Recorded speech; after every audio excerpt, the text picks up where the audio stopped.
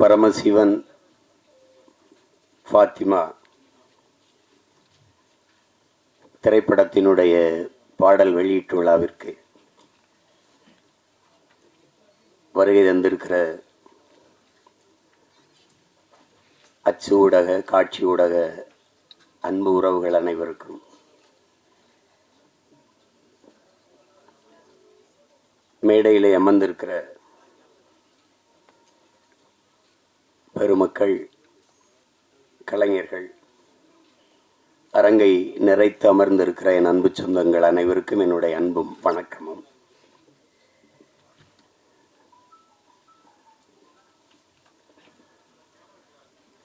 பாடல் வெளியீட்டு விழா என்றாலே இசையமைப்பாளர் தான் அதனுடைய நாயகன். ஒரு சிறு வயது மிக நேர்த்தியாக இசை, அந்த இசையை கேட்கும்போதே ஒரு உற்சாகம் பிறக்குது. நான் என்னுடைய தம்பி கார்வன் என்று கூட சொல்லிட்டு இருந்தேன். ரொம்ப நல்லா இசையமைச்சிருக்கிறார். அது குறிப்பா அந்த திருமண விழாவில் நடக்கிற வந்திருக்க அந்த பாட்டும் சரி, சிவனடியார்கள் ஆடுகிற அந்த பாடலும் சரி, மிக செறிவா அந்த பாட்டை தந்திருக்கிறார். அதுக்கப்புறம் கேட்ட அவர் பின்னணி இசையுமே ரொம்ப திறம்பட செய்திருக்கிறதா சொன்னாங்க. இப்படி ஒரு இளம் வயதில் இவ்வளவு திறமை மிக்க ஒரு இசைக்கலைஞரை பார்ப்பது ரொம்ப வியப்பாகவும் பெருமையாகவும் இருக்கு. தம்பி தீவன் சக்கரவர்த்திக்கு என்னுடைய அன்பும் வாழ்த்துக்களும்.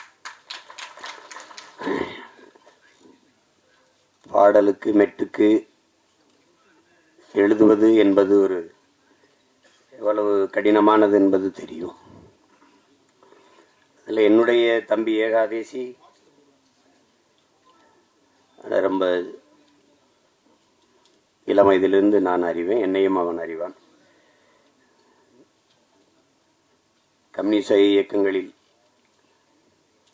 தமிழ்நாடு முற்போக்கு எழுத்தாளர் சங்கங்கள் நடத்துகிற கலை இரவுகளில் தான் நான் என் தம்பியுடைய ஐக்கோ எல்லாரும் நாங்கள் இணைந்தோம்.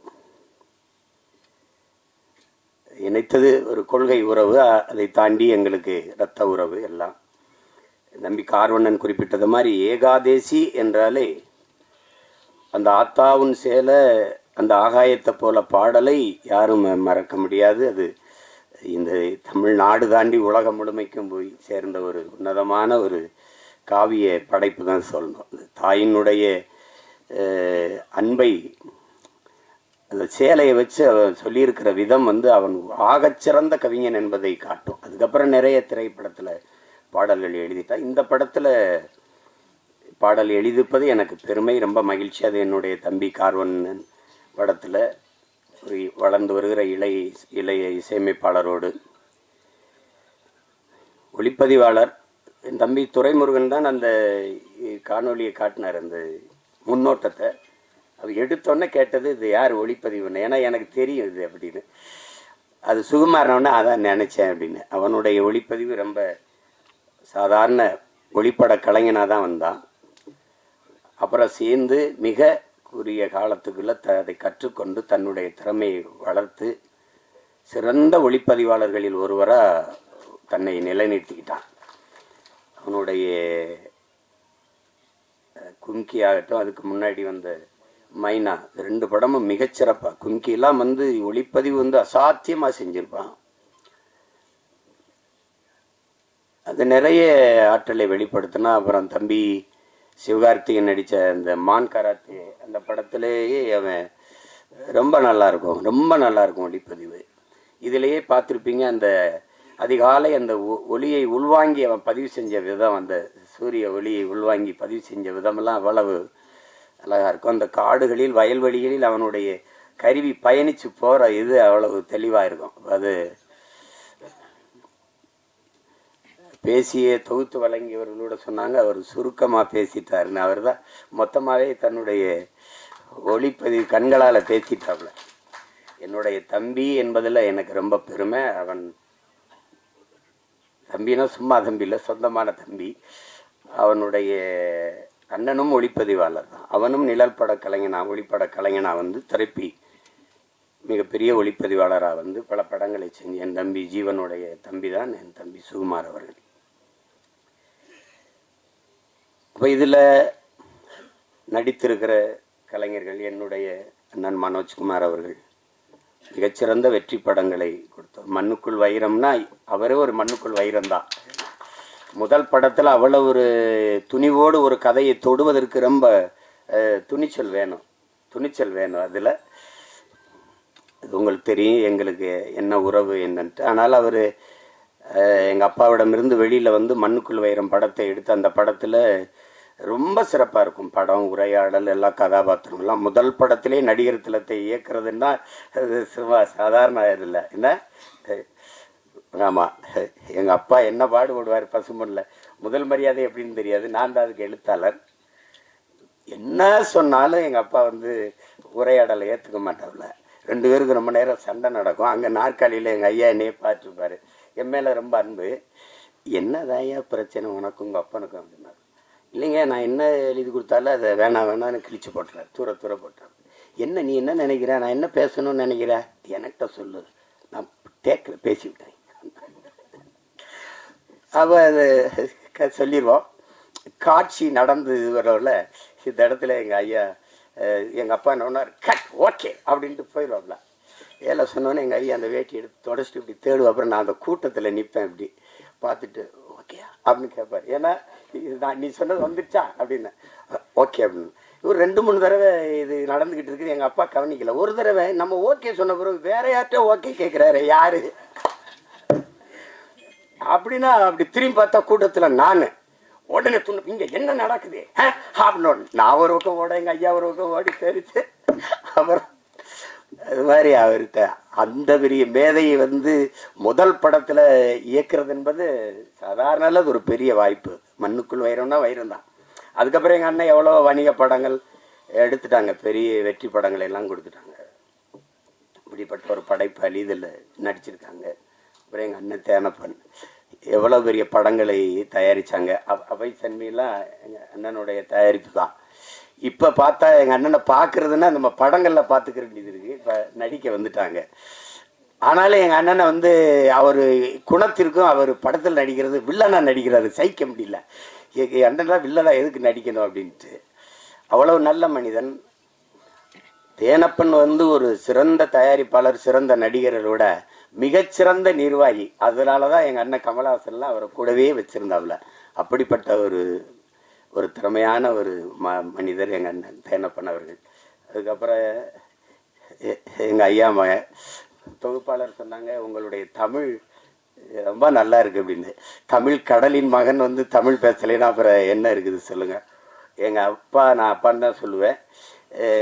அழைச்சா ஐயா ஐயா ஐயா நல்லா இருங்கய்யா என்னங்கய்யா அப்படின்னு. ஒன்றும் இல்லை ஐயா, படிக்கணுமையா வாழ்க தமிழுடன்.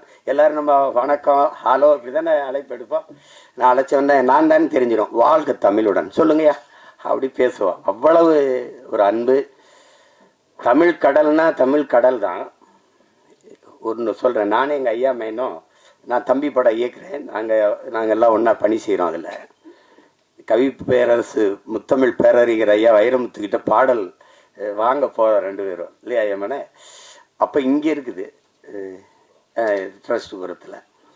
அங்கே போய் உட்காந்து பேசிக்கும்போது நான் அறிமுகப்படுத்துகிறேன் ஐயாவோட பையன். உட்காருங்கன்னு பேசிட்டு ஐயா சொன்னது ஞாபகம் இருக்குது வைரமுத்து அவர்கள். தம்பி, கம்பன் கூட அவன் எழுதின காப்பியத்தில் கொஞ்சம் வரிய மறந்தாலும் மறந்துருப்பான், ஆனால் அப்பா மறந்துருக்க மாட்டார் அப்படின்னு இல்லையா. அவ்வளோ பெரிய அறிஞன் அவர். தமிழ் கடல்னா சும்மா இல்லை. அப்படி ஒரு பேரறிஞருடைய பெரிய தமிழ் பொக்கிஷத்தினுடைய மகன் எங்களுடைய ஐயா மகன். எனக்கு எப்போவும் எங்கள் ஐயா மகன், அவருக்கு எப்போவும் நான் அராஜகந்தான். வேற அதுக்கப்புறம் சொல்லணும்னா எங்கள் அண்ணன் MS பாஸ்கர் இப்போ சொல்லி சிரிச்சுக்கிருந்தான். இவன்லாம் ஏன்டா நடிக்க வந்தான்னு சில பேரை தோணும். எங்கள் அண்ணன் ஏன் இவ்வளோ நாள் நடிக்க வரலைன்னு தோணும். ஒரு பின்னணி கலைஞனாகவே இருந்து திரைமறைவிலே தன் குரலாலேயே பல பேருக்கு நடிப்புக்கு உயிர் ஊட்டிய ஒரு மாபெரும் கலைஞன். ஒரு காலம் அவரை கைவிடாமல் கொண்டாந்து நம்ம முன்னாடி நிறுத்திடுச்சு. எந்த கதாபாத்திரம்னாலும் ஆகச்சிறப்பாக செய்யக்கூடிய ஆற்றல் இன்னைக்கு தமிழ் திரையுலகில் எங்கள் அண்ணனுக்கு தான் இருக்குது. அது பல படங்களை சொல்லலாம். அது சிறிய கதாபாத்திரம் பெருசு அப்படிலாம் கிடையாது. அது ஒரு தவம். இப்போ என் தம்பி சொல்லும்போது சிவாஜி மாதிரின்னு எங்கள் அண்ணன் கூச்சப்பட்டார். நாங்கள் உங்களை சிவாஜியாயின்னு சொல்லலை, அது மாதிரின்னு எப்படின்னா அந்த ஈடுபாடு. உதாரணமாக இப்போ எங்கள் ஐயாட்ட சொல்கிறேன். எங்கள் ஐயாவுக்கு பசுமன் படத்தில் நடிக்கும்போது அண்ணன் சிவகுமாரை உங்களுக்கு தெரியும், அது ஒரு பிசாசு. ராதிகா மேர தெரியும், அவங்க ஒரு பிசாசு. எல்லாருமே மிகச்சிறந்த கலைஞர்கள், அந்த திரையை உயிரா நேசிக்கிற ஒரு கலைஞர்கள். இது எங்கள் அப்பா, அப்போ கண்ணன் ஐயா ஒளிப்பதிவு எல்லாம். இப்போ இவங்க என்னன்னா எப்போ படப்பிடிப்புனாலும் அதிகாலையில் ஒரு 5 மணி, அதிகாலையில் ஒரு 4 மணி, அப்படி வச்சா இங்கேருந்து வண்டி போய் நாங்கள்லாம் நிற்கும்போது ஒரு நாற்காலியை போட்டு ஒரு ஆள் உட்கார்ந்துருக்கோம். அது யாருன்னா எங்கள் ஐயா நடிகர் திலகம் அவர்கள் உட்கார்ந்துருப்பாங்க. தினம் கூச்சப்படுவாங்க, என்னடா நம்ம இவ்வளவு முன்னாடி வந்தோம், அதுக்கு முன்னாடி உட்கார்ந்துருக்காருடா அப்படின்னு நினச்சி இவங்க எல்லாம் கூடி பேசுகிறாங்க. நாளைக்கு எப்படியாவது நம்ம சீக்கிரம் அவருக்கு முன்னாடி ஒரு 5 நிமிஷமாவது முன்னாடி வந்துடணும்ட்டு. புரியுதா அவங்களுக்கு? எல்லாரும் பேசி வச்சு வரும்போது அதே மாதிரி முன்னாடி நாற்காலி போட்டு உட்காந்துருக்காப்புல. ஏண்டாடே ஐயோக்கிய பிள்ளைகளா, எனக்கு முன்னாடி நீங்கள் வந்துடுவீங்களா அப்படின்னு. அந்த இதில் இத்தனை படம் நடித்தோம், அந்த ஈடுபாடு, அந்த முனைப்பு, அந்த ஆர்வம், ஒரு துளியும் குறையாத ஒரு மகனை நம்ம பார்க்கவே முடியாது திரையுலகில். அது மாதிரி இப்போ எங்கள் அண்ணனுக்கு என்னென்னா எந்த கதாபாத்திரம் கொடுத்தாலும் அந்த அர்ப்பணிப்பு முழுக்க உள்வாங்கி அந்த கதாபாத்திரத்தின் தன்மையோடு இணைந்து வெளிப்படுத்துகிற ஆற்றல் இன்றைய தலைமுறையில் எங்கள் அண்ணன் எம்எஸ் பாஸ்கருக்கு இணையாக யாரும் இல்லை. அது சின்ன இப்போ நீங்கள் அண்மையில் இப்போ ஓடிக்கொண்டிருக்கிற டூரிஸ்ட் ஃபேமிலி அந்த படத்தை பார்த்தீங்கன்னா கூட அந்த அந்த பையனை தம்பி சசியை இவர் கொடுமைப்படுத்துறாருங்கும் போது நம்ம கோபமா வரும். அவன் நிற்கும்போது அவன் நான் கேரளா மலையாளின்னு சொன்னது இல்லை, நான் இலங்கையிலேருந்து வந்திருக்கேன், ஈழத்தமிழன்னொன்னே சாவியை தூக்கி போட்டு கண்டிடு சேவ் பண்ண போகணும் அப்படின்னு வரல. அது இங்கிலீஷ் நடிகை. என்ன இங்கிலீஷ் நடிகை? எங்கள் அண்ணன் கருப்பாக போயிட்டானே ஒழிய அவன் இங்கிலீஷ் நடிகனுக்கெல்லாம் பெரிய நடிகன், மிகப்பெரிய கலைஞன். அவனுக்கு ஒரு வரம் வந்திருக்கு பாருங்க, தாத்தா காமராஜுக்கு குரல் பதிவு கொடுத்த கலைஞர். அது எவ்வளோ பெரிய இது, எப்படி சிலர் வருது இதெல்லாம். இன்னும் எனக்கு நான் ஒரு தாய் குழந்தையோட ஐயா என் புருஷன் இப்படி போலீஸ் பிடிச்சிட்டு போயிடுச்சா, ஏன் பிடிச்சிட்டு போனாங்க, சும்மா பிடிச்சிட்டு போயிருக்க மாட்டாங்களே, இல்லை சாராயம் தானே பாத்தியா, சாராயம் தானே ஐயா, என் குடும்பம் கிடமா அதுனா சேச்சே போப்போ. அதெல்லாம் கொலைகார போய் கொலை பண்ணா அவனை மன்னிக்கலாம், ஒரு குடும்பம் தான் போகும், சாராயம் வச்சாத்தா ஊரே நாசமாகி போயிடும், போப்பா உடனே மன்னிக்க முடியாது அப்படிம்பாரு. அதெல்லாம் அது அந்த அவர் என்ன உடல் மொழியில் நடித்தாரோ அதே அளவுக்கு தன்னுடைய குரல் வளர்த்தால் குரல் நடிப்பில் போய் பொருத்தி பேசுறதுங்கிறது குரல் கலைஞர்கள்ங்கிறது சாதாரணம் கிடையாது. அப்படி எண்ணற்ற படங்களுக்கு உயிர் கொடுத்த மகன் இன்னைக்கு திரையில் நம்ம பார்க்குறோம். நானே எங்கள் ஐயா மேனும் பேசிக்கிட்டு இருந்தாலும் ஒரு 15-20 வருஷத்துக்கு முன்னாடி வந்திருக்க கூடாதா அப்படின்னு. அது அவ்வளோ பெரிய அற்புதமான ஒரு கலைஞன் எம்எஸ் பாஸ்கரன் தான். அவர் இந்த படத்தில் நடிச்சிருக்கிறார். அது என் தம்பியோட இயக்கத்தில். என்கிட்ட கேட்குறாரு, நீ ஏன்டா எனக்கு வாய்ப்பே கொடுக்கலன்னு. நான் படம் எடுக்கிற நிலைமையிலையான்னா இருக்கிறேன் அப்படின்ட்டு. அதுக்கப்புறம் என்னுடைய தம்பி விமல், நாங்கள் அவனை கதாநாயகனாக பார்க்குறது இல்லை, எங்கள் குடும்பத்தில் ஒரு இளைய தம்பி அவன். எங்களுக்கு எல்லாருக்கும் அப்படி தான், அவன் மேலே நாங்கள் எல்லாரும் பேரன்பு வச்சுருப்போம். எங்கள் குடும்பங்கள் இருக்கிற எல்லா நிகழ்வுலையும் அவன் இருப்பான். அப்படி செல்ல தம்பி அவர். அவனுடைய வெற்றி, அவனுடைய வளர்ச்சியில் எங்களுக்கெல்லாம் பெரும் ஆர்வமும் பெரும் மகிழ்ச்சியும் இருக்குது. இன்னும் அவனுக்கு களவாணி மாதிரி படம் வரணும், இருந்தாலும் அவனுக்கு வாகை சுடவா மாதிரி படம் நிறையா வரணுங்கிறத என்னுடைய இது. அந்த படத்தில் என் தம்பி சர்க்குணமும் இன்னும் அவனுக்கும் அந்த மாதிரி ஒரு படம் வரணும், என் தம்பி விமலுக்கும். அவ்வளவு சிறந்த ஒரு படம். அது பல விருதுகளை எல்லாம் வென்றது. ஒரு வாழ்வியலை அந்த வறண்ட நிலப்பகுதியில் வாழ்கிற செங்கல் காலவாயில் இருக்கிற அந்த மக்கள், அந்த பிள்ளைகளின் கல்வி, எவ்வளோ சிறந்த படைப்பில் நடித்து அந்த தம்பி இதில் கதாநாயகன் நடிச்சிருக்கிறார். சாயா அவங்க எங்கள் அண்ணன் பொண்ணு, அவங்க மறந்துருப்பாங்க. ஒரு தடவை எங்கள் அண்ணன் மகள் நடிச்சுக்கிட்டு இருக்காவா அறிமுகப்படுத்தினார் யார் கண்ணன். நாங்கள்லாம் ஒரே குடும்பம். அதில் நம்ம வீட்டு பொண்ணு நம்ம படத்தில் நடிச்சிருக்கிறது பெருமை. அடுத்து சேஷாஸ்விதா அவங்க கேட்டேன், அவங்க பேர் கனிமொழின்னாங்க. அவங்க இப்போ சேஸ்வதா ஏதோ பேரை மாற்றி வச்சுருக்காங்க. தமிழ் எப்படி அழியுதுன்னு கேட்டிங்கன்னா இப்படி தான். கனிமொழின்னு ஒரு பேரை மாற்றி வைக்கிறது அப்படிதான். என்ன பண்ணுறது, ரெயின்போன்லேயே தமிழில் எழுதுங்கன்னு சொல்கிற நிலைமையில இல்லை. அதெல்லாம் நம்ம மொழியில் பேர் வச்சுக்கிறது கூச்சப்பட வேண்டியது இல்லை. நீங்கள் நல்ல பேர், அதெல்லாம் உங்கள் பேர் கனிமொழி அவர்கள். அடுத்து என்னுடைய தம்பி குல் சுரேஷ், என் மண்ணுக்காரன், என் மேலே பெரிய பாசம் கொண்டவன். என்ன மனசில் பட்டதை கூச்சமெல்லாம் பேசுவான். அது மற்றவங்களுக்கு வெறுப்பாக இருக்குது. இப்போ என்னையெல்லாம் பார்த்தா சில பேருக்கு அருவறுப்பாக இருக்குது, வெறுப்பாக இருக்குது. என்னத்தையோ பேச்சு கிடக்கிறாப்புல இருந்தால் அப்படின்னு. அது மாதிரி தான் அது அவனுடைய இயல்பு. அவனுக்குள்ள நல்ல ஒரு மனிதன் இருக்கான், நல்ல மனிதாபிமானம் இருக்கு. இரு உட்காரு. சிவன் கைகட்டி நின்னா சரியா இல்லை. என் பாட்டன் ஆதி பெரும்பாட்டன் கைகட்டுறது சரியா இருக்குது. அதுக்கப்புறம் விஆர் அவர், விமல் அவர். நீங்கள் நல்லா வரணும், நல்ல உடலை நல்லா பேண்டுறீங்க, உங்களுக்கு பாராட்டு. நீங்கள் அதை தொடர்ச்சியாக செய்யுங்க. இன்றில் என்றாவது சரியான வாய்ப்பு வந்துடும். என் தம்பி அருண் விஜய் தெரியுமா, ஒய்எம்சியில் நாங்கள்லாம் பயிற்சி எடுப்போம். அப்போ அவன் நல்லா உடலை வச்சுருப்பான். வாய்ப்பு சரியாக வரலை.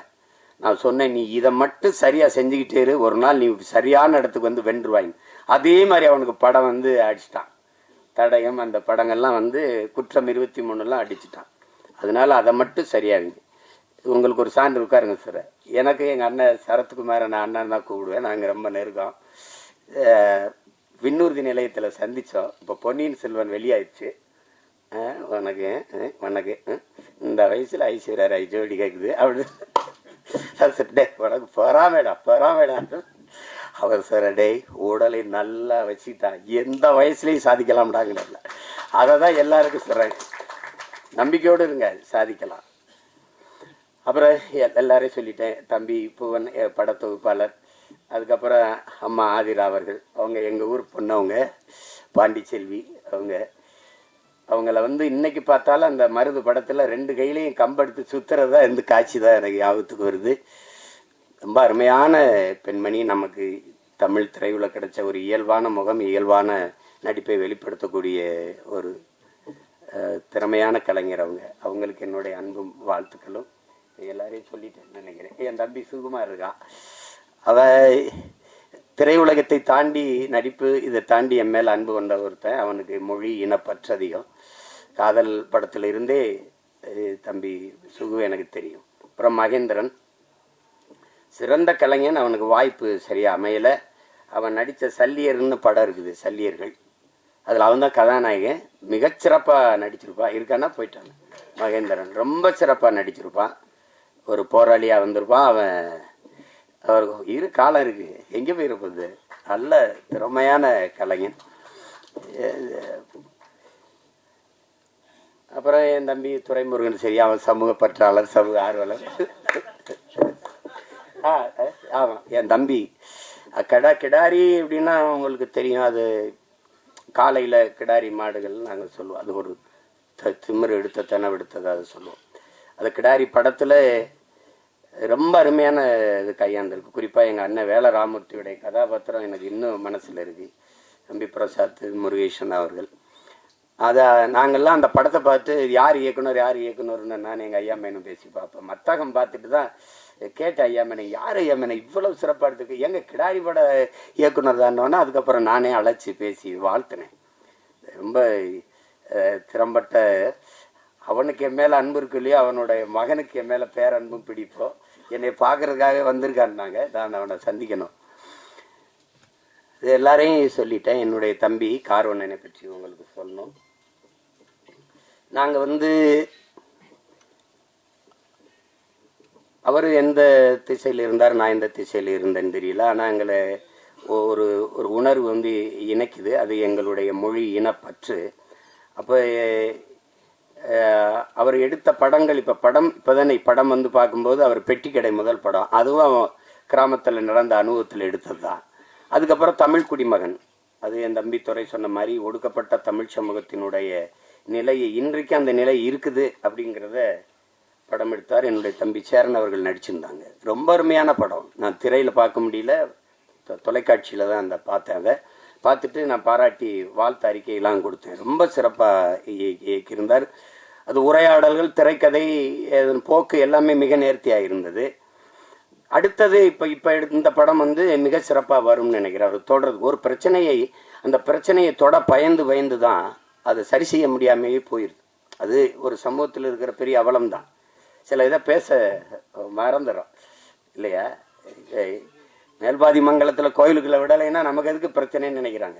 அது ஓட்டுக்காக நிற்கிறவன் தான் அதை சிந்திப்பான், நாட்டுக்காக நிற்கிறவன் அதையெல்லாம் சிந்திக்க முடியாது. நீ போட்டா போடு, போடலைன்னா போ, சரி எதுவோ அதுதான். உலகத்தில் என் அன்பு சொந்தங்கள் உங்களுக்கு சொல்லுவேன், உலகத்தில் சாதித்த எல்லோரும், இந்த உலகத்தை இவ்வளவு பெரிய மாறுதலுக்கு கொண்டு வந்த எல்லோரும் தன் மனச்சான்று வழிகாட்டுதலின்படி நடந்தவன் தான் இவ்வளவு பெரிய மாறுதலை கொண்டு வந்திருக்கான். நீங்க சின்ன சமரசம் செஞ்சாலும் அது சரியா வராது. வெளியில என்ன சொல்றா, நீங்க ஒவ்வொருத்தனும் என்ன சொல்றான், உலகமே உன்னை இது செய் என்று சொன்னால் சரியில்லை என்று பட்டால் செய்யாத, உலகமே செய்யாதே என்று சொன்னால் சரி என்று பட்டால் செஞ்சிருந்தான். அதுதான் கோட்பாடு, அதை தான் நம்ம செய்யணும். விவேகானந்தர் நமக்கு என்ன கற்பிக்கிறார்? எதற்காகவும் உண்மையை விட்டு கொடுத்துறாத, ஆனா உண்மைக்காக நீ எதையும் விட்டு கொடுங்கிறது. இதே வெவ்வேறு வடிவத்தில் ஒவ்வொரு தத்துவ ஞானிகளும் மேதைகளும் சொல்லி வந்திருப்பாங்க. ஆனால் இதே தான் எங்க தலைவர் என்ன சொல்றார், நாம் சாகலாம், சாதாரணமானவர்கள், ஆனால் சத்தியம் தோற்றதாக சரித்திரத்தில் செய்தி இல்லை. நாம் சத்தியத்தின் பக்கம் நிற்கிற சத்தியத்தின் மக்கள் நாம் வெல்லுவோம்ங்கிறதுல அது என்கிட்ட தான் தெரியல. அது அந்த மாதிரி நம்ம எதிர்க்கும். நபிகளே என்ன சொல்றாரு, அநீதியை கண்டு அச்சம் இல்லாமல் துணிந்து எதிர்ப்பவன் எவனோ அவனே உண்மையான ஜிகாத்துங்கிறாங்க. அநீதின்னு தெரிஞ்சிருச்சு, அப்ப எதிர்க்கணும். சேகவார் என்ன சொல்றான், உலகத்தில் எங்கெங்க அநியாயம் நடக்குதோ அதை கண்டு நீ பொறுக்க முடியாமல் கோவப்படுவாய், ஆனால் நீனும் என் தோழனாங்கிறான். நீனும் என் தோழன் தான். நான் தம்பி படத்துல இறுதியில் அந்த உரையாடல் அவருடைய கோட்பாடை அதை எடுத்து போட்டிருப்பேன். அப்ப அது அச்சப்பட்டுக்கிட்டே இருந்தா மேல் பாதியில குடிக்கிற நீர்ல இந்த நூற்றாண்டுல ஒருத்தன் சிங்கத்தை கலக்கிறான்னா அதையும் சகித்துக்கிறது, எல்லாத்தையும் சகித்துக்கிறது. சகித்துத்தான் ஒரு அடிமை எப்படி பிறக்கிறான்னு நினைக்கிறீங்க? அடிமை எப்படி பிறக்கிறான்? அநீதியை கண்டு எதிர்க்க துணிவில்லாதவன் அதை சகித்துக் கொள்கிறான், தொடர்ந்து சகித்துக் கொள்கிறவன் அடிமையாகிறான். இவ்வளவுதான் அடிமையின் பிறப்பு. அப்படிதான் நம்ம அடிமை ஆயிட்டோம். எதை உங்களால ஏத்துக்க முடியுது? ஊழல் தெரியுது, லஞ்சம் தெரியுது, மணலள்ளி விற்கிறான் தெரியுது, சாராங்காய்ச்சி விற்கிறான், கஞ்சாவின்னு கொக்கைன்னு எல்லாம் விற்கிறான் தெரியுது, ஆனாலும் கேட்க முடியாது. இதுதான் இது காரணம் பயம். அதை எங்க தலைவர், இந்த மரணம் என்ற ஒன்றுக்கு பயப்படுவதாலே இந்த மானுட சமூகம் பல்வேறு துன்ப துயரங்களை தூக்கி சுமக்குதுங்கிறதுல. எதுக்கு பயப்படணும்? நான் உயிரோடு இருக்கிற வரை சாவு என்கிட்ட வராது. நான் சாகும்போது நான் உயிரோடு இருக்க மாட்டேன். மரணம் என்கிட்ட வரும்போது உயிரோடு இருக்க மாட்டேன். எதுக்கு பயப்படணும்? பயப்படுறதுனால ஒருத்தர் நீண்ட நாள் வாழ்ந்துருவானா நம்ம எல்லாம் பயந்துட்டே இருக்கலாம். அர்த்தமற்றது. பயம்ங்கிறது கோழைகளின் தோழன், அது வீரனுக்கு எதிரி. அது எங்களுக்கு அஞ்சுவதும் அடிபணிவதும் தமிழன் பரம்பரைக்கே கிடையாதுன்னு தான் எங்க தலைவர் எங்களை வளர்த்திருக்காரு. அது கிடையாது. அதுல ஒரு இயக்குனரா நீங்க என் தம்பி கார்வன் நினைப்பாக்குறீங்க. அது படம் வந்து என் தம்பி துறையெல்லாம் பார்த்துட்டாரு, நான் பார்க்கல. அது பார்க்கறதுக்கான நேரம் வாய்க்கல. இந்த 3 பாடல்கள் அவர் எடுத்த முன்னோட்டம், அவர் சொல்லுகிற செய்தி, அதுலயே தெரியுது அவர் எதை தொட்டு எதை சொல்ல போறாரு அப்படின்னு. இங்க ஒண்ணு நீங்க கவனிங்க, மதம் மாறிக்கொள்ளக்கூடியது, ஆனா மொழியும் இனமும் மாறிக்கொள்ள முடியாது. அது அடிப்படையில நீங்க புரிஞ்சுக்கணும். மதத்தையும் தாண்டிய ஒரு புனிதம் இருக்கு, அதுதான் மனிதம். அதை யாரும் அவர்கள் தேடுவதும் இல்லை, போறதும் இல்லை. இஸ்லாமியருக்கு ஒன்று உயிர், கிறிஸ்தவனுக்கு ஒரு உயிர், இந்துக்கு ஒரு உயிர் என்று கிடையாது. எல்லா உயிரும் யாரு மேல கீறினாலும் ரத்தம் ஒண்ணுதான். ஆக மொத்தம் இப்ப நீ நானும் 10 மாதம் தான் நம்ம தாத்தா பட்டுக்கோட்டை பாடினது நிலையில் வச்சுக்கணும். இதுதான் இங்க இருக்கிற பிரச்சனை. எல்லாருக்கும் எல்லா மதங்களையும் மனிதம் இருக்கு, எல்லா மதங்களையும் சிக்கல் இருக்குது. இதை கடந்து போய் இன்னைக்கு இந்த உலகத்துல எல்லாரும் மனிதன் கொள்வதற்கு, இத்தனை உயிர் அழிப்பதற்கு எத்தனை விதமான ஆயுதங்களை கண்டுபிடிக்கிறான். ஆனா அந்த ஆயுதங்களை எல்லாம் வெல்லுகிற ஒரு ஆற்றல் அவன்கிட்ட இருக்கு, அதான் பேரன்பு. அந்த அன்பால எல்லா ஆயுதங்களையும் வீழ்த்த முடியும். அதுதான் இன்னைக்கு நீங்க உலகத்துல எவன் பாடுனா, புதியதொரு உலகம் செய்யும் கெட்ட போரிடும் உலகத்தை வேரோடு சாய்ப்பவன் பண்ணது என் தாத்தன் புரட்சி பாவலன் தான். அவனுடைய பேரனும் பேத்திகளும் கெட்ட போறனால வேரோட சாஞ்சிச்சு ஈழத்துல. அதான அது சிக்கல். அந்த மாதிரி நேரத்துல இறுதி போர்க்கட்ட சூழல்ல என் தலைவன் இருந்து நான் வந்த பிறகு தொடர்ச்சியா பேசி சிறைப்படுத்தப்பட்டேன். யாருமே என்கிட்ட நெருங்க பயந்தாங்க. 1 ஆண்டுகளுக்கு மேல சிறையிலே இருந்துட்டேன். அப்ப அந்த நேரத்துல ரொம்ப சோர்வு. அப்ப என்னை தேடி ஒருத்தர் படம் எடுக்கணும்னு வர்றாருல, ஒருத்தர் வர்றாரு. வந்தவர் அவர் அதுக்கு முன்னாடி 2 படம் எடுத்துக்கிறார். வந்து என்னோட வந்து படம் எடுக்கணும்னு சொன்ன அந்த மனநிலையில படம் இருக்கலாம். ஆனா என்னோட வந்தது அவர் ஆறுதலா இருந்தது. அப்போ பேசும்போது அது காரணம் வந்து அவர் சொன்னார் மாதிரி நான் கத்தி கதறி வெடித்து இந்த தம்பி உதாரணமாக இந்த ஈழ படுகொலை எப்போ பேசி பேசி சிறைப்பட்டாலும் அது கவனிச்சிருக்காரு ஒருத்தர் இப்படி பேசிட்டு இருக்காருன்னு அந்த ஈர்ப்பு அவர் திருநெல்வேலி இருக்காரு, நான் சிவகங்கையில் இருக்கேன். எங்கள் 2 பேரையும் வந்து சேருது, ஒரு இடத்துல சேர்க்குது. சேர்த்த பிறகு இந்த இந்த படத்துக்கு இந்த இதுக்கு சம்பந்தம் இல்லை, இந்த பாடல்கள் சம்பந்தம் இல்லை. ஆனாலும் நீங்கள் தெரிஞ்சுக்கணும், ஒருத்தருக்கு இந்த பாடல்களுக்கு சம்பந்தம் இருக்கு. விழி மூடி மறைந்தாலும் முத்துக்குமரா, எங்கள் மனதோடு நிறைந்தாயே முத்துக்குமரா, தாய் அன்போடு தனையேந்த முத்துக்குமரா, உன் பெரும் தியாகம் மறவோமே பச்சை தமிழா, நீ விழி மூடி மறைந்தாலும் முத்துக்குமரா, எங்கள் நீ மனதோடு நிறைந்தாயே முத்துக்குமரா, பகைமையும் துரோகமும் தாய் மண்ணை சூழ, பாவிகள் கூட்டமோ நமை வந்து ஆல, எரிமலையாயளவே மறந்திங்கு போக, எலி பொறியில் எலியாய் தமிழனும் நோக, மனம் பொறுக்காமல் சென்னறுப்பாலே உனை தீண்டியே எம் உணர்வையே எரிய வைத்தாயே நீ. இந்த பாட்டு இருக்கு பாருங்க. விழி மூடி மறைந்தாலும் முத்துக்குமரா, எங்கள் மனதோடு நிறைந்தாயே முத்துக்குமரா. இந்த பாட்டு ஆண்ட பரம்பரை இங்கு மாண்டு போவதோ, ஆள பிறந்தவன் இன்று அடிமையாவதோ, வீர தமிழினம் இங்கு வீழ்ந்து போவதோ, வீணர் கூட்டம் இங்கே நம்மை ஆள்வதோ, எங்கள் இனத்தை அழிக்க துடிப்பவன் எவன், எரிமலை ஆற்றில் குளிக்க நினைப்பவன் அவன். இந்த பாட்டு தலைமகனே எம் பிரபாகரனே, தலைநகரே திரிகோண மலையே.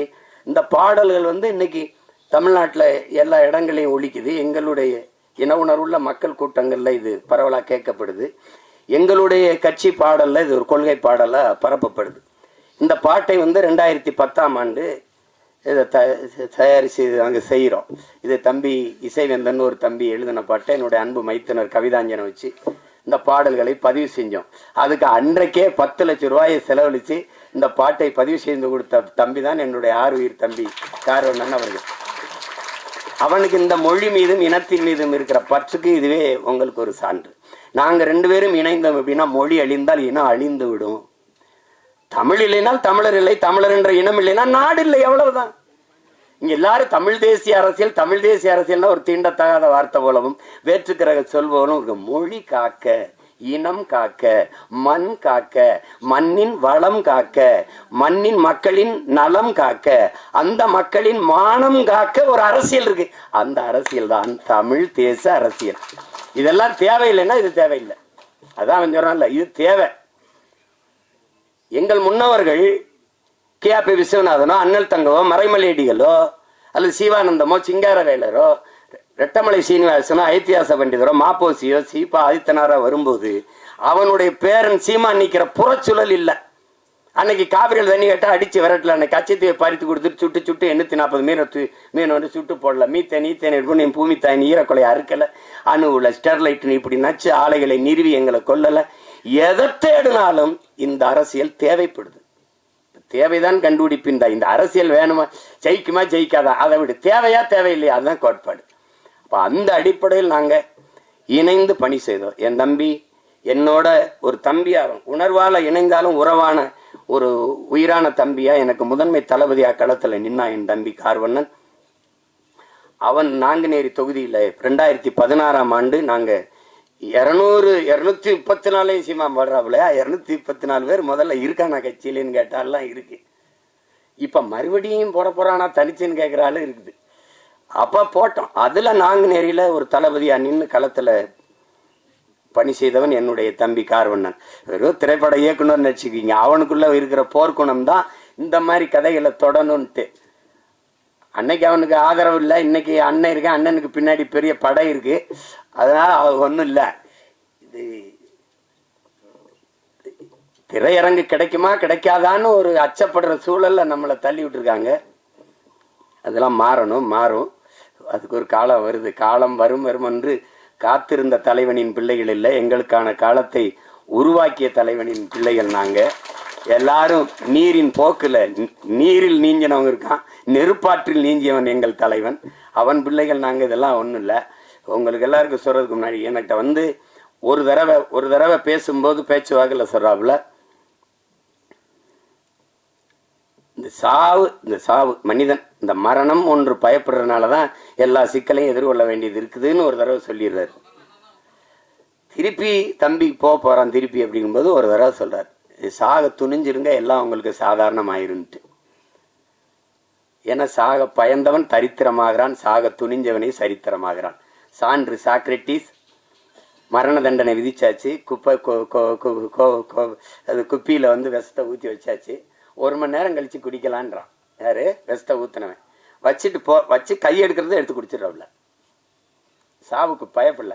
1 மணி நேரம் கழிச்சு குடிக்கலான்றான், உங்களுக்கு அவகாசம் கொடுக்குறவன் எடுத்து குடிச்சிடல. அதனாலதான் அவன் சரித்திரத்தில் அவனுக்கு இடம். உங்களுக்கு புரியுதுன்னு நினைக்கிறேன். பகத்சிங் வந்து மன்னிப்பு கடிதம் எழுதி கொடுத்தா விட்டுறேங்கிறான், தூக்கு சண்டை. ஆளுநருக்கு கடிதம் போகுது, பகத்சிங் அனுப்புறான். மன்னிப்பு கடிதம் தான் பகத் கேட்டான்னு நினைச்சு பிரிக்கிறாப்ல. பிரிச்சா பைத்தியக்காரா, நீ என்ன நீ தூக்குல போட சொல்லியிருக்க, அதை ஏற்க முடியாது, நான் உனக்கு அரசியல் போர் செஞ்சிருக்கேன், அதனால என்னை துப்பாக்கியில சுட்டு கொள்ளு, இல்லைன்னா பீரங்கி வச்சு என் நெஞ்ச பிளந்து கொள்ளு, தூக்குல போடாத. ஏன்னா வந்து அப்படிதான் உங்களுக்கு. அதை படிச்சுட்டு அவனுக்கு வேர்த்திருச்சு, மிரண்டுட்டான். அதனாலதான் சரித்திரத்தில் அவனுக்கு இடம்.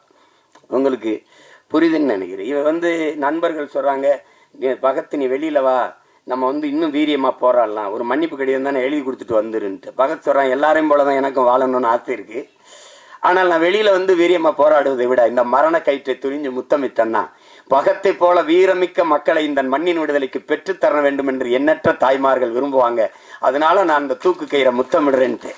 ஆனாலும் பகத்துக்கு அந்த வீரமிக்க மரணத்தை வெள்ளக்காரன் தர சரியா இல்லை, சம்மதிக்கல. தூக்குதான்ட்டான். தூக்குல போடும்போது அவன் கேட்கிறான், நீ ஏன்டா அந்த காலத்தை ஏன்டா நீ வந்து துப்பாக்கியில சுட சொன்ன, ஏன் பீரங்களை சுட்டு கொள்ள சொன்ன? இல்ல, என் உடலிலிருந்து கடைசி உயிர் துளி பிதுங்கி வெளியேறுகிற வரை என் தாய்நிலத்தை என் கால்கள் தொட்டுக்கொண்டே இருக்கணும், அதுக்குத்தான் நான் என்னை துப்பாக்கியில சுடுன்னு சொன்னேன்றான். திருப்பி தூக்குல போடும்போது அந்த கருப்பு அங்கி போட்டு மூடுவான்ல, பிளாக் மாஸ்க், 2 பேர் தான் எடுனவன், ஒன்னு பகத்சிங், இன்னொன்னு சதாம் ஹுசேன். உங்களுக்கு தெரியும் நினைக்கிறேன். எடுறான்ட்டான் பகத்சிங், அந்த கருப்பு துணியை எடுறான்ட்டான். எடுத்துட்டு போட சொன்னேன். ஏன்னா அந்த விழி பிதுங்கி என் உயிர் வெளியில கசிந்து போற கடைசி நொடி வர துளி வர என்னுடைய கண்கள் என் தாய் மண்ணை பார்த்துக்கிட்டே சாகணும்டான்னா. அதனாலதான் பகத்சிங் இன்னைக்கு வந்து நம்ம சரித்திரத்தில் இருக்கான். சேகுவேராவை சுடுறதுக்கு எதிரி நிறுத்தும் போது இப்படி குறி வைக்கிறான். அப்படி குறி வைக்கும்போது, டியர் காம்ரேட், நீங்க என் நெத்திக்கு குறி வைக்கிறீங்கன்னு நினைக்கிறேன், கொஞ்சம் இடது பக்கமா வாங்க, இப்ப சுடுங்கன்ட்டான். அதனாலதான் சேகுவேராவுக்கு இடம் உங்களுக்கு. அப்ப மரணத்துக்கு பாய்ந்தவெல்லாம் உங்களுக்கு தெரியுது. விவேகானந்தர் சொல்றாருல, வரலாற்றில் எப்போதும் வீரர்களுக்கு தான் இடம், அடிமைகளுக்கு இடம் இருந்திருக்கு, ஏன் ஏழைகளுக்கு கூட வரலாற்றில் இடம் இருந்திருக்கு, கோழைகளுக்கு ஒருபோதும் வரலாற்றில் இடம் இருந்தது இல்லை. அதனால இதுக்கெல்லாம் பயந்தா ஒன்றும் இல்லை. அப்ப அந்த துணிவுல தான் என்னுடைய தம்பி இந்த கருத்தை துணிஞ்சு எடுத்து படத்துல பதிவு செய்கிறார். அவருக்கு என்னுடைய பாராட்டுக்கள். அவன் என் தம்பிக்கு இருந்த இந்த திரையுலக மேல இருந்த பற்று வெளிப்படுது பாருங்க. அவனே தயாரிச்சு, அவனே இயக்கி, அதுல ஒரு கதாபாத்திரத்தில் நடிச்சு, தொடர்ந்து இது தமிழ் குடிமகனும் அவருடைய தயாரிப்பு தான், அவருடைய இயக்கத்துல இது பண்ணியிருந்தார். இப்போ அந்த முயற்சியை நான் முழுக்க பாராட்டுறேன். என் தம்பி கார்வண்ணனுடைய படைப்பு என்பது என்னுடைய படைப்பு, நானே இயக்கியது போல ஒரு மகிழ்ச்சி, எனக்கு ஒரு உற்சாகமும் ஒரு பெருமையும் இருக்கு. அந்த படம் உறுதியாக வெல்லும். உலகெங்கும் இருக்கிற என் உயிர் சொந்தங்கள் என் தம்பிக்கு நல்ல ஆதரவு கொடுத்து இந்த படத்தை மாபெரும் வெற்றி படமாக மாற்றணும். அதுதான் அது. ஏன்னா அரிய படங்கள் வந்து தவிர்க்கப்பட்டது. ஒரு நல்வாய்ப்பா இன்னைக்கு உங்களுக்கு அயோத்தி, இந்த டூரிஸ்ட் ஃபேமிலி, இந்த மாதிரி படங்கள்லாம் வந்து மக்களால் ஏற்கப்பட்டுருச்சுங்கும் போது மனசு ஒரு நிறைவாக இருக்குது. இப்போ என் தம்பி சூரியோட மாமன் இதெல்லாம் நல்லா ஓடுதுங்கிறாங்க. கேட்டுக்கிருவேன் ஒவ்வொரு தடவை. ஐயா மேன் அது பார்த்தீங்களா, ஐயா மேனை பார்த்தீங்களா, நாங்கள் 2 பேரும் அராஜகம் இந்த மலையாளத்தில் ஒரு படம் வந்திருக்கு, அதில் இருக்கு, ஓடிடியில் பார்த்துருங்க அப்படின்னு. அப்படி அந்த மாதிரி நாங்கள் ஒருத்தருக்கு ஒருத்தர் பரிமாறிக்கிறது. ஏன்னா இவங்கெல்லாம் சொல்கிறாங்க, நீங்கள் வேறு தளத்துக்கு போயிட்டும் இதை நேசின்னு காதலிச்ச பொண்ணு வேற ஒருத்தனை கல்யாணம் பண்ணிட்டு போனாலும் நல்லா இருக்கணும்னு வாழ்த்துற மாதிரி தான் இது. இது ஒன்றும் செய்ய முடியாது. எங்கள் அண்ணன் என்கிட்ட வந்து சொல்லும்போது, திரைக்கலை பேச்சு ரெண்டும் இராணுவத்தின் வலிமை மிக்க 2 பிரிவுகள்ப்பா, ஒன்றை செய்ய ஒன்றையோ கைவிட்டக்கூடாது, நீங்கள் 2ஐயும் செய்யணும்னு. ஒன்றை செய்ய 2ஐயும் செய்யணும் தான் நினைக்கிறேன். அதை என் தம்பிக்கே திரையரங்கு கிடைக்காதுன்னு பயப்பட்டான்னா எனக்கு என்ன ஆகும்னு நீங்கள் யோசிச்சுக்கிறோங்க. அது கடினம். அதனால படம் எல்லா தம்பிகளும் எடுக்கிறாங்க, படை கட்டத்தான் பெரிய யாரும் இல்லை. அதனால இந்த வேலையே எனக்கு சரியா இருக்கு, என் தம்பிகள் அதை செய்யட்டும். ஆனால் இதை பார்த்து ரசித்து வாழ்த்துறது அது என்னுடைய பொறுப்பு. இங்கே என் தம்பி கார்வன் சொன்னா, நம்மளை நாம பாராட்டலை யாருன்னு இல்லை, அது சொல்லி சீசர் சொல்றான், நீ வந்து அடுத்தனை உன்னை எந்திரிச்சு உன் தகுதியை பாராட்டுற வர பொறுத்திருக்காதரா, நீயே எந்திரிச்சு பேரறிப்பு செஞ்சிரு, நான் ஆக சிறந்தவன் அப்படின்னு சொல்லிருன்றான். அதனால இப்போ எங்கள் அண்ணன் MS பாஸ்கரை நாங்கள் பாராட்டல, யார் பாராட்டுவா? இப்போ என் தம்பி கூல் சுரேஷ் அவனே பேசிட்டான். ஆனால் நீங்கள் என்ன நினைக்கிறீங்க, அவனை பைத்தியக்கார மாதிரி பார்க்குறீங்க. இதுதான் பிரச்சனை. எங்கள் அப்பா இங்கே பாருங்க, எங்கள் அப்பா இங்கே பாருங்க, பசும்பன் படத்துக்கு பாட்டு இசைக்கிறது முதல்ல ரகுமான் அவர்கள் தான் இசை. அவன் 2 பேரும் வண்டியில் போயிட்டுருக்கான், எங்கள் அப்பாவே வண்டி விட்டு அதில் வந்து சொல்லுக்குள் வார்த்தையை சுருக்கி வைக்கும் சூத்திரதாரி, கண்ணனுடைய ஆகாயத்தின் மறுபக்கத்தையும் அவருக்கு பார்க்கறது, இப்படி வருது விருப்பி எழுதி. அப்பா இப்படி நம்மளை நாமளே பாராட்டி பேசிக்கிறது நல்லாவாப்பா இருக்கு. கேட்குறவங்க ஒரு மகனே, நம்மளை நாமே பாராட்டிட்டாதான்டா, வேற எவனும் நம்மளை பாராட்ட மாட்டான்டா. அப்பத்தான் நான் முடிவு பண்ணேன், நீங்க ஓடும்போது எவனும் உற்சாகப்படுத்த கைதட்டலாம், நீங்களே கைதட்டிட்டே ஓடிட வேண்டியதுதான், வழி கிடையாது. உங்களை நீங்களே உற்சாகப்படுத்திக்கிறணும். இல்லைன்னா யாருமே பாராட்டணும் இந்த சமூகம் முன்னாடி வரவனுக்கு தான் கைதட்டும், 3வது வரவனுக்கு கைதட்டாது. அவன் சொல்றான்ல, முன்னாடி வந்தவனுக்கு 1வது வந்தவனுக்கு கைதட்டுற, அவன் வெற்றி கழிப்புல இருப்பான், நீ கைதட்டுறதே அவன் காதில் விழாது. ஆனால் 3வது வந்தவன் முதுகுல தட்டி கொடு, அவன் மரணம் வரைக்கும் உன்னை மறக்க மாட்டாங்கிறான். அதான் முக்கியம். அதனால நம்ம பிள்ளைகளுக்கு ஒன்று இருக்கு, தோல்விங்கிறது ஒரு பெரியது. தோல்விதான் வெற்றியின் தாய். தோல்வியே சொல்லுது, என்னையை தொட்டு விட்டு போனவன் தோற்றதாக வரலாற்றில் செய்தி இல்லைன்னு, இல்லையா? எளிதில் வென்றவனின் இதயம் மலரை விட மெல்லிதா இருக்கும், தோற்று வென்றவனின் இதயம் இரும்பை விட கடினமா இருக்கும்ன்றான். அதனால அது ஒரு சிக்கல் இல்லை. இந்த படத்தை பொறுத்த வரைக்கும் அதுல என் தம்பி அவன் சொல்ல வந்த செய்தி, அதை எடுத்துக்கிட்ட செய்திக்கே ஒரு பாராட்டு, அந்த துணிவுக்கு ஒரு பாராட்டு. இல்லைன்னா நீ சீமானின் தம்பியா இருந்து பயனே கிடையாது.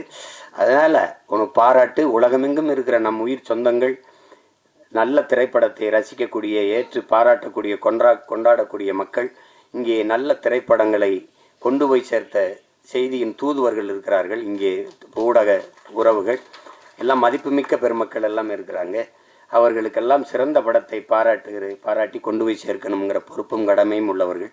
உறுதியாக இந்த படத்திற்கு பேராதரவு கொடுப்பார்கள். என்னுடைய தம்பி தன்னுடைய முழு முயற்சியில் அவரே எழுதி, இயக்கி, தயாரித்து, நடித்து, தம்பி விமல் அவரோட இளம் கலைஞர்களை எல்லாம் இணைத்து கொண்டு உருவாக்கி இருக்கிற இந்த பரமசிவன் ஃபாத்திமா இந்த படம் மிகப்பெரிய வெற்றியடைய என்னுடைய வாழ்த்துக்கள். அதிலே கலை இயக்குனராக பணிபுரிந்த என் தம்பி வீரசமர், ஒளிப்பதிவாளர் என்னுடைய தம்பி சுகுமார், குறிப்பாக இசையமைப்பாளர் தீபன் சக்கரவர்த்தி, என்னுடைய தம்பி கவிஞர் ஏகாதேசி, எல்லோருக்கும் என்னுடைய அன்பும் வாழ்த்துக்களும். என்னுடைய ஆறுயிர் இளவல் என் அன்பு தம்பி இசக்கி கார்வணன் அவர்களுக்கு என்னுடைய உள்ளம் நிறைந்த அன்பும் வாழ்த்துக்களும். படத்தின் வெற்றிக்கு என்னுடைய வாழ்த்துக்கள். உங்கள்